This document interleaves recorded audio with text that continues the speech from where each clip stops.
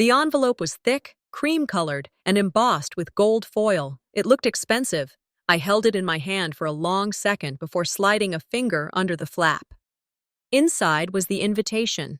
My sister was getting married, and the name next to hers wasn't just familiar. It was my ex-fiancé. My stomach didn't drop. Not at first. It clenched, twisted into itself like it was trying to disappear. My face stayed still, my fingers steady, because I was at work, surrounded by people who didn't need to see that I'd just been sucker punched in the gut. I stood, walked to the break room, stared blankly at the coffee machine, and let the memory roll in like a slow wave. The last time I saw him, Marcus, was the night he accused me of cheating. No warning, no conversation, just a shattered look in his eyes and a slammed door. Now 2 weeks from today, he'd be marrying my sister. In Houston. I gripped the edge of the counter until my knuckles paled, then smoothed out my blouse, walked back to my desk, and pretended everything was fine. Later that night, I checked the family group chat. I shouldn't have, but I did. There it was, a photo. My sister's hand, stretched out, flashing an engagement ring. My old ring, the diamond I'd picked out with Marcus. The caption read, "He finally found his real match." Mom was the first to reply. "Oh, honey, it was meant to be all along. So happy for you both." I stared at her message, reading it again and again, waiting for someone, anyone, to say it was wrong. No one did. No one even mentioned me. I typed back something neutral. "Congratulations." My sister replied almost immediately. "Thanks. Guess not everyone's meant to be faithful, huh?" The jab landed, sharp, clean. No one in the chat called her out. I didn't respond. Just closed the app and stared at the wall until my eyes burned. A few hours passed before I let myself remember. The night it all fell apart. I had come home from a high school reunion, still buzzing from seeing old friends. I walked in, found Marcus sitting on the couch, silent, holding his phone. He didn't look up, just asked, flatly, "Did you sleep with Aaron?" Aaron, an old classmate. Married, harmless. We'd taken a selfie, the kind everyone was posting that night. I laughed, not realizing he was serious. "What? No, of course not." He showed me his phone. Someone had sent him a cropped photo. It looked worse than it was. My hand on Aaron's shoulder, us laughing, close. The room spun. "I didn't cheat, Marcus." He stood up, walked past me, out the door, never picked up my calls, never answered my texts. Weeks later, at a cousin's birthday party, I heard whispers. A drunk cousin, too loose with her words, mentioned my sister had shown Marcus the photo. That she couldn't believe he fell for it. I hadn't believed it either, until now. Dad called the next evening. "I saw the group chat," he said quietly. I sat on my porch, the sun sliding behind the trees, wind brushing past. "I'm sorry," he said. "I don't like it either, but your mom says it's best to keep peace." I laughed, but it came out hollow. "Peace for who?" He hesitated. "I don't know. Your sister's always been loud, and your mom listens to loud." We didn't speak for a while. Then he said, "I found something that belonged to you." He showed up the next day with a small velvet box. Inside was a keychain, a brass compass, old, a little tarnished. "So you don't lose your direction," he said, "even when everyone else forgets theirs." I didn't cry. Not then. But something inside me shifted. A small, buried thing uncurled and stretched. A week before the wedding, I made up my mind. I picked out a dress. Not black. Blue, strong, steady. I told myself it wasn't about revenge. I wasn't going to cause a scene. I just needed to see it for myself. To be there. To end it on my terms. A friend called 2 days before the ceremony. "Hey," she said, "I ran into Marcus. I mentioned your name, and he looked like he'd been hit by a truck. Just hollow." I didn't respond right away. Was it guilt, regret, or something deeper? The morning of the wedding, I dressed carefully, hair pinned, makeup soft but deliberate. My fingers lingered on the compass keychain before I tucked it into my clutch. I zipped up the back of my dress, looked at my reflection. I whispered, "Let's end this right." The church doors stood open like a wound.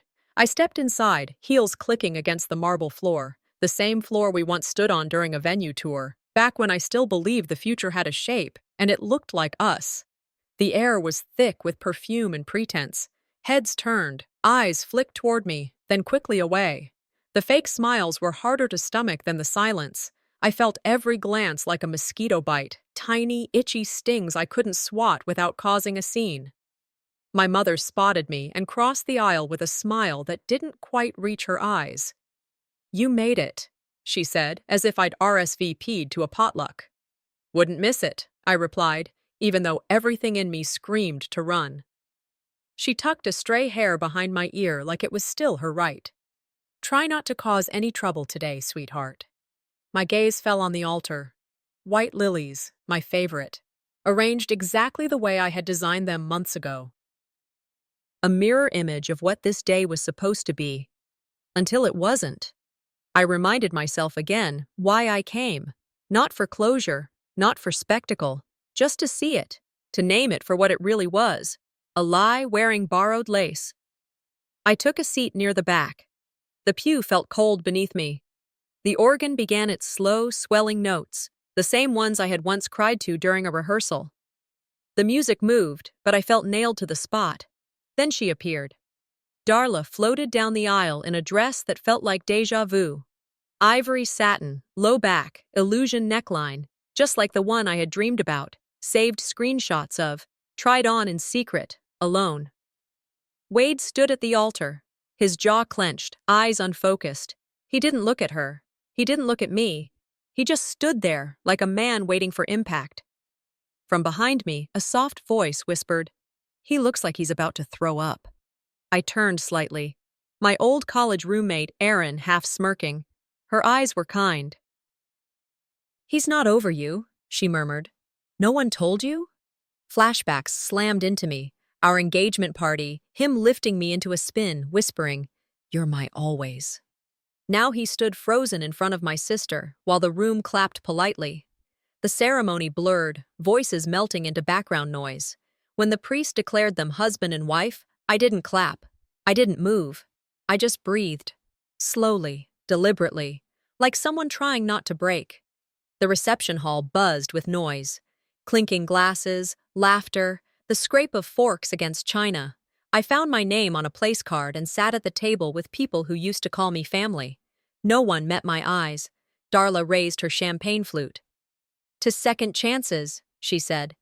"And to karma always knowing where to land." Laughter. Thin, sharp. I didn't flinch. The best man, Wade's longtime friend, took the mic. "You know, I always said Wade had great instincts. Thank God he dodged that bullet." His gaze landed on me like spit in the face. I took a sip of water. My throat ached. My mother stood next. "To Darla," she said, "thank you for restoring the family's honor." I didn't taste my food. I wrote in the small journal I kept hidden in my purse, "Truth doesn't need applause. It waits. It watches. Then it roars." I got up to breathe. Outside the ballroom, the music thudded behind me. Wade's younger brother approached, hands in pockets, eyes unsure. "I don't know if I should say this," he began, but Wade wasn't himself this whole engagement. He kept staring at some photo of you two, said he made a mistake. I blinked. "He said that?" He nodded. "He tried calling you last month. Said he needed to explain something. You didn't answer." "I changed my number." His expression shifted, something between guilt and understanding. "Darla's been involved. A lot more than anyone realized. Just don't believe everything you didn't hear." I stood there, cold air brushing my arms, thoughts racing like wildfire. If he had tried? If messages had been blocked? Had I been living a lie inside someone else's plan? I walked back in, steadier. The DJ called for a slow dance. Couples took the floor. Wade stood alone, his bride distracted with guests. Our eyes met. He crossed the room. No words. He offered his hand. I hesitated, then took it. The music moved beneath us. We swayed. He leaned in, whispered, "You look like a future I lost." I met his eyes. You don't lose what you protect. I stepped away. Behind me, I felt her watching. Darla, motionless, staring like she'd just seen a ghost. As I reached for my coat by the exit, someone brushed my arm. I turned. No face, just a hand pressing a note into mine. 3 words, scrawled in sharp black ink. Meet me behind the church. Now. I stepped out of the church and paused. The sun was dipping over Houston, shadows stretching long across the courtyard. I didn't walk away, not yet. Instead, I drifted toward the reception tent, every footfall echoing in my chest. Guests clustered together, whispering praises for Darla's fairy tale romance, none casting a glance at me. The sigh of injustice rose in my throat, but I swallowed it. In my hand, I held a small gift bag, no name, cream envelope sealed in gold. I gripped it like a talisman, something no one could touch or erase. Inside the tent, the gift table overflowed with packages, boxes wrapped in silver, ornate bows, designer registry tags. Nothing modest. My absence felt amplified in the excess. I scanned for my name. No card. Nothing. They had removed me from even that small symbol of belonging. A waitress mistook me for staff and asked me to clear plates. I nodded curtly and walked past without correcting her, erasure via assumption. In one quiet motion, I slipped my gift among the opulent pile. It looked like a simple box, unremarkable. Inside was the card I once wrote for Marcus, never sent, never delivered. The same words I had hoped to say, now exposed. The microphone crackled. Darla's voice rose above the din. True love always finds its way, doesn't it? She held my sapphire ring in her palm. My sapphire, a stone I once chose. She turned it like she was showcasing a trophy. Guests laughed when she added, "Lots of people don't know how to keep love alive." My jaw clenched. I recalled how she once sneered at me. Love is just marketing. If you don't advertise it, does it even exist? Rage simmered, but I refused to spectate a meltdown. Instead, I breathed cold clarity. I will not erupt. I will unveil. When the speeches ended, I edged toward the table. A bridesmaid glanced. "Who's it from?" she asked. I didn't hesitate. Someone she forgot. I set the box squarely in the center. Inside, in my handwriting, "To my forever, Marcus." Beneath the card lay one white chrysanthemum, pressed, preserved. I left it unsigned. Truth doesn't need a signature. I turned to leave. My gaze snagged on Marcus. His expression pulled. Something raw flickered. Darla caught his stare and froze. In that instant, our eyes locked. I said nothing. I didn't need to. My presence spoke. A photographer snapped my silhouette, the solitary figure, defined and grounded. Murmurs rippled.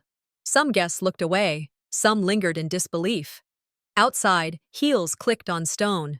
The night whispered around me. A server called, "Miss, did you forget your card?" I didn't pause. I never had one. And I walked on, leaving no spectacle, just a gift that would haunt quiet hours. My phone buzzed. Unknown number. We need to talk. It's about Darla. When I got home that night, the guest room was just as I'd left it. Cold, dim, and indifferent. The pillows on the bed hadn't been touched. My side of the dresser was cleared out. Even the framed family photo that used to sit on the nightstand was gone, replaced by a flowerless vase and the weight of silence. No welcome back. No note. Not even a light left on. It was as if I'd never belonged there to begin with. I pulled my coat tighter and sat on the edge of the bed. The walls held their breath, like they were waiting to see if I'd cry. I didn't. I just stared at the mirror. Empty room behind me. Sometimes I wonder if silence makes a louder statement than shouting ever could. The sun had dipped low in Austin, painting long shadows across the room, the kind that didn't just stretch over walls, but through memories. I checked my phone, more out of habit than hope. I tapped open our old family group chat, only to find I'd been removed. No explanation, no warning. Just gone. The messages carried on like nothing happened. Aunt Rachel posted a photo from brunch. Mimosas, waffles, Darla grinning like her wedding erased me entirely. "She's probably busy," one cousin joked, tagging Darla, not me. I typed out a message. "I'm still here. Then I deleted it. What would have been the point? A memory hit me. I was 7, sitting at the end of the dinner table. They ran out of chairs and gave mine to a guest. I stood by the wall with my plate, watching everyone laugh. That night, I learned how to be invisible. Now they were just making it official. The next evening, I sat at the kitchen table with my mother. She poured herself tea, not offering me any. I broke the silence. Why am I being erased? She stirred her cup. You were never meant for that life. She said it like she was reciting a weather report. Cold, precise. No malice, no pity. Just a fact. Say that again, I whispered. You were never meant for that life, she repeated. Not with him, not with us anymore. I didn't flinch, but something shifted, like the ground beneath me gave up holding my weight. All the years I bit my tongue, trying to keep peace. All the holidays I swallowed discomfort for the sake of family. All the phone calls where I let her lead the narrative because I thought it'd get better. And here she was, telling me I didn't belong. She didn't look up from her tea. Sunday morning came. I stayed in bed longer than usual. Around 10, I opened Instagram. Darla had posted a story. Our Sunday is perfect. There she was, sitting on the cafe patio downtown, surrounded by cousins, friends, their kids. Laughter, clinking glasses, hashtags about healing and love. No one had told me. No one had invited me. I got dressed, got in my car, and drove by. I didn't park, just passed by slow enough to catch sight of her through the window. She was mid-laugh, probably retelling her latest punchline. The same laugh she used to copy from me when we were kids, before she decided she hated everything I was. I didn't go in, just pulled over 2 blocks down and sat. I listened to the air conditioning hum. I watched families walk by holding hands. When I got back home, something inside felt loose. I climbed up to the attic, a place I hadn't visited in years. Dust-coated old boxes, forgotten blankets, faded holiday ornaments. In the corner, a bin labeled Memories. I pulled out an old photo. It was one of us, me, Darla, and Mom. But I wasn't in it. Not fully. Someone had cut me out. Only my shoes remained at the edge of the frame. I stared at the blank space where I used to be. That was the real crime. Not the betrayal, not the silence. Just the erasure. I pressed my hand over the spot where my face had been. The cardboard felt warm, like it remembered. They'll remember, I whispered. Even if it kills them to admit it. I went downstairs and called my father's number. Straight to voicemail. If I never belonged, I said into the receiver, just say it. Say it out loud. I hung up. Then I opened my journal. Tomorrow I will stop apologizing for existing. I shut the cover. My phone buzzed, an unknown number. Blocked contact joined message requests. Then another ping. They want a meeting tomorrow night. I stared at the screen. Whoever they were, I was ready. I entered the coffee shop early, sat at a corner table, heart steady though my hands trembled. Austin's dusk had already settled, the sky bruised pink over downtown. Mark arrived 10 minutes late, slouched, nervous. He slid his phone across the table without meeting my eyes. The screenshots glowed. Darla's fake accounts, private messages posing as me, manipulation lines twisting like knives. My throat tightened, not because of surprise, but because I'd seen this coming. The silence stretched before I said, "You're not alone." I stayed quiet because no one wanted drama, he admitted, voice low. He confessed Wade had spiraled after I left, drinking more, withdrawing. Darla used that, she told stories. When Wade questioned, she showed him a fake video of me texting another man. His face crumbled when he saw the chat logs I'd had printed from Mark's archive. He said, "I thought you overreacted. I told him I warned them months ago." Twists began aligning. My warnings ignored, not because they weren't true, but because people wanted peace more than truth. I called Wade that evening. We met by the riverbank, where light dissolved behind trees. He looked hollow. I laid out every screenshot. His face turned pale. When he whispered, "I believed because it was easier," I said coldly, "Your comfort cost me everything." I left him standing there by the water. That night, Mom insisted on dinner at home. Darla smiled through the entire meal, offering mashed potatoes and small talk as if nothing broke. I kept my voice calm. "You poisoned my engagement. And you're still lying," Mom gasped. Darla's eyes watered on cue. She said, "I just wanted you happy." I set the folder on the table. Screenshots, audio messages, proof. Silence crashed. Mom sneered, "You should have spoken up sooner. It's too late now." Darla sneered too. "Why bring this up? He's mine now."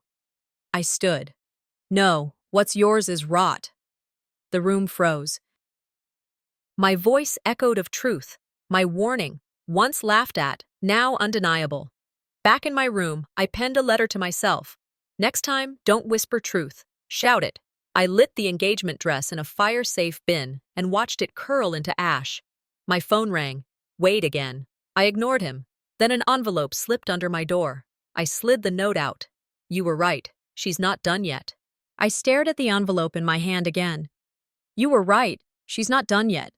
No one signed it. No clue to point blame. But the message landed. Darla had more plans. I called Mallory, Wade's cousin.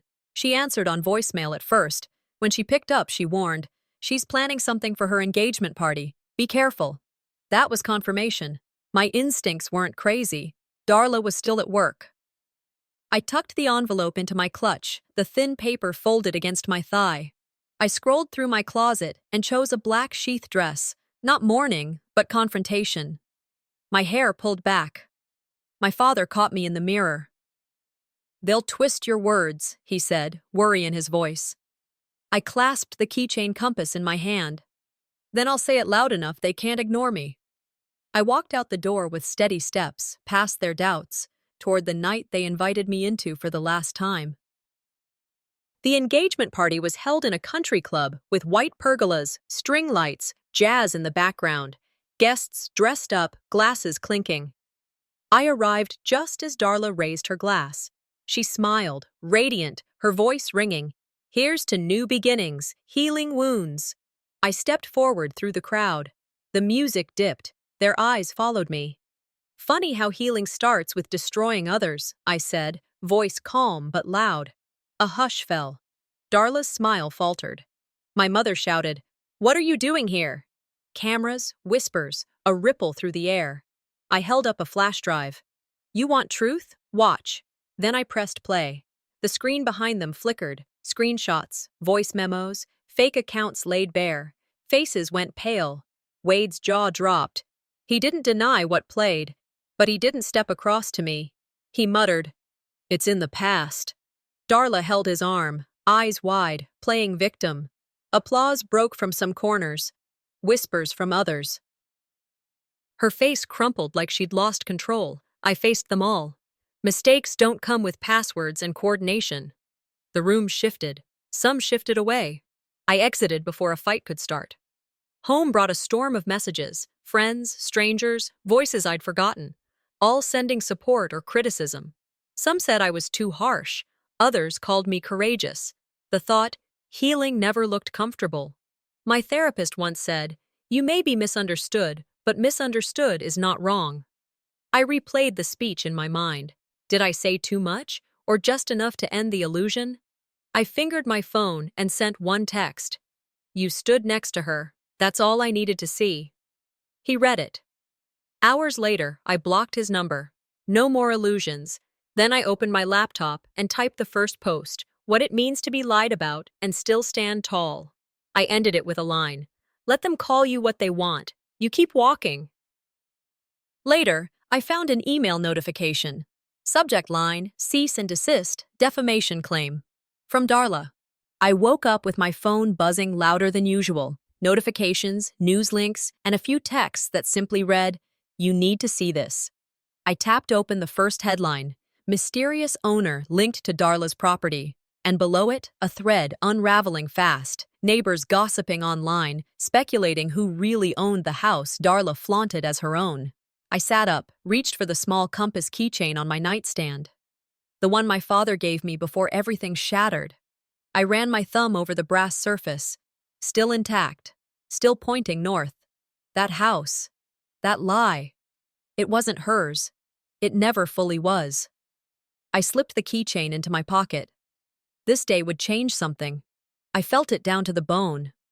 By noon, I was in my study, laptop open, notes spread out. Ezra had just emailed the scanned deeds. "Check page 3, he said over the phone. "See whose name is listed in the co-ownership clause." There it was, clear as the blue sky outside. My name. Scribbled into the filings of a house I'd never stepped foot inside.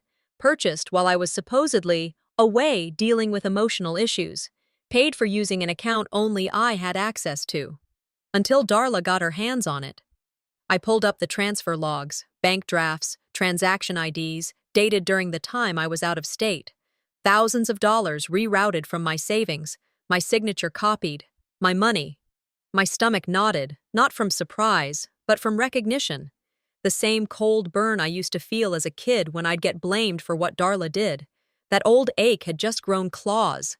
I called her real estate agent. The woman answered with a rehearsed brightness that vanished the second I introduced myself. "Oh, hi. Yes, this must be a misunderstanding." "Cut it," I said. "Clerical errors don't move money." She stammered, tried to redirect, said she'd look into it. I interrupted. "You knew. You processed every paper, every forged approval." "I've got the voice recording now." And I did. I'd hit record the moment she answered. Because this time, I wasn't asking for fairness. I was documenting every last piece of their fraud. I texted Mom, Darla, Wade, and Orson. "Family meeting. Tonight, my place. No excuses." I knew Darla would try to wriggle out. She'd say she was busy or this was beneath her.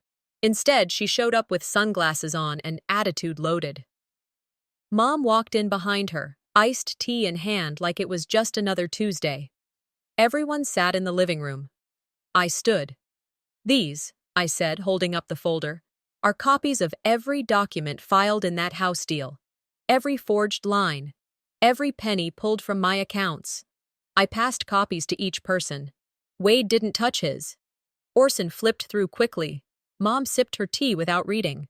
"Your silence helped them," I told her. "You let the lie grow because it was prettier than the truth." Darla rolled her eyes. "Are we seriously doing this here?" I turned to her. "You built a home on stolen ground and still had the nerve to invite Mom to the housewarming." She shot up. "You're just bitter because no one cared you were gone." "Funny," I said. "You cared enough to steal from me while I was." Mom's voice cracked. "I can't take this anymore. You girls, always fighting." I looked at her, steady and calm. "You never wanted to believe I had a voice. But I've always had one.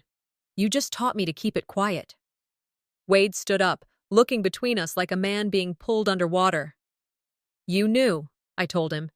"And you stayed quiet. That's all I needed to know." He tried to speak. Couldn't. Just lowered his eyes. Darla snapped, "Whatever. Keep the stupid house. I'm done." She grabbed her purse and stormed out. Mom sunk into the couch like air leaving a balloon. Orson said nothing. I stood alone in the middle of that room, but for once, I wasn't the smallest voice. I took out my phone. The legal title transfer was already submitted, the account flagged. Darla wouldn't be touching another cent. Wade moved toward the door. I stepped aside. No drama, no begging. He left. I started gathering the documents when my phone buzzed again. One message, from an unknown number. "Your mother is at the hospital. She collapsed. Come now." I stood still for a moment, then grabbed my keys and headed for the door. The drive to St. Mary's felt longer than it was. Every red light, every pause at a crosswalk, I kept hearing her voice in my head. Echoes from the past, cold and clipped. "You're being dramatic. Don't make this about you." And now, suddenly, she was in a hospital bed, and I was running through downtown Austin with guilt tangled around my ankles. The sterile hallway swallowed up the sound of my steps, but my heart was pounding so loud I thought people could hear it from behind the closed ICU doors. I didn't know what to expect. Maybe that was the worst part. Dad was already there, eyes rimmed red, hands clasped like he was bracing for a verdict. "She asked for you," he said quietly. I didn't sit. I just nodded and followed the nurse down the hallway toward her room. The machines beeped. The tubes hummed. She looked small, like the version of her I used to imagine holding me when I cried, but never did. Her eyelids fluttered. "You came," she whispered. I wanted to shout, "Of course I did. I'm not you." But I didn't. I just said, "Why wouldn't I?" She didn't answer that. Her eyes filled fast with tears, not from pain. It was something else. Maybe it was finally realizing she was no longer the narrator of our family's story. Her hand trembled. "I should have stopped her," she said. "Darla, I should have stopped her." That was the first honest sentence I'd heard from her in years. I moved closer, eyes locked on hers. Stopped her from what? Her breath slowed, like she was deciding whether truth was worth the wait. She told me what she did. About the fake accounts. The lies about Wade. You cheating, all of it. I didn't speak. I let her keep going, because if I didn't hear it from her now, I'd carry this hole inside me forever. I didn't say anything because you always had everything. The grades, the praise, the strength. I wanted her to have something. Just once. That hurt in a way I didn't expect, not because it was malicious, but because it was worse. It was deliberate, measured, a quiet betrayal in the name of balance. "I didn't think it would go this far," she said. I stepped back. My stomach turned. She wasn't trying to hurt me. She was trying to even the score. But how do you forgive someone who held the truth in their hands and still let you burn? I left the room. I needed air. The garden outside the ICU was nearly empty. A nurse passed me and nodded. I nodded back, then sat on the edge of a stone bench and looked up. Every time I'd been dismissed, every time I'd begged for her to believe me, flashed through my mind like lightning strikes. She knew, not guessed, not suspected. Knew, and she let it ride. A soft voice behind me broke my spiral. The same nurse. She asked if you'd come back in. I didn't answer her, just stood up and walked in the opposite direction. Not away, just around. Thinking. What does forgiveness mean when someone never asked for it? I thought of myself. If I had made a mistake, a choice that cost someone I loved years of their life, would I want a chance to make it right? Yes, I would. So I went back. She didn't look surprised to see me. I sat beside her. "I forgive you," I said, slow and clear. "But you don't get to tell me who I am anymore." Her tears returned. This time, silent. She didn't argue. She didn't beg. I reached out, held her hand. Not for her. For me. Because I needed to let go. "If you wake up tomorrow," I whispered, "we talk again. If not, this was enough." She closed her eyes. I stayed for a while. Then left. Outside, the sun was dipping. My shadow stretched long on the hospital pavement. There was no joy, no closure ribbon-tied in a bow. But there was space. Space to breathe again. My phone buzzed. It was Darla. "We need to talk. Tomorrow. Alone." I stared at it for a long moment, wondering if this was another trap or maybe her first step toward telling the truth. I typed one word back. Time. We met at a cafe just outside Houston. Quiet, forgettable, neutral ground. She was already there, sitting in the back corner, eyes fixed on the window like she was hoping I'd turn around and walk out. The waitress dropped off coffee. I didn't touch mine. Darla wouldn't look at me. Her hand kept spinning her wedding ring like it stung her skin. I leaned forward just enough for her to hear me clearly.